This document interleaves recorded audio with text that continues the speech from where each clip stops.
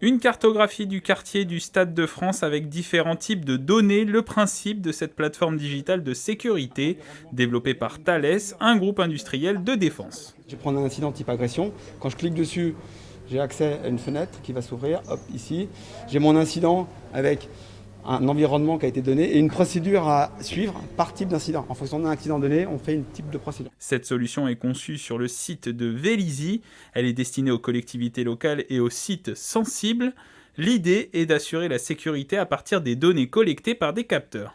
La plateforme a pour objectif de fédérer les données et les sous-systèmes qui sont déjà disposés dans les villes afin d'apporter un tableau de bord, une vision concrète de ce qui se passe dans la ville. Ça peut être une caméra de vidéoprotection, mais ça peut aussi être un détecteur de bruit.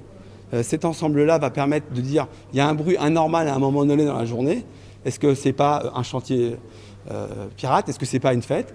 Ou est-ce que c'est pas un incident qui s'est produit? Plusieurs technologies ont été présentées en parallèle des tables rondes organisées dans le cadre de la matinée Bâtir des territoires de confiance, des échanges entre des industriels, des élus locaux et des représentants de l'État sur la place du numérique dans l'activité des collectivités locales. Là, c'était de voir comment, finalement, au travers d'outils qu'on expérimenterait au plus près des territoires, donc en lien avec les maires, les présidents d'exécutifs locaux, on les ferait partager à nos concitoyens pour instiller ce qu'on recherche, c'est finalement du numérique de confiance. Et on a besoin, pour que cette confiance s'installe, que ces projets d'expérimentation soient portés par les collectivités locales.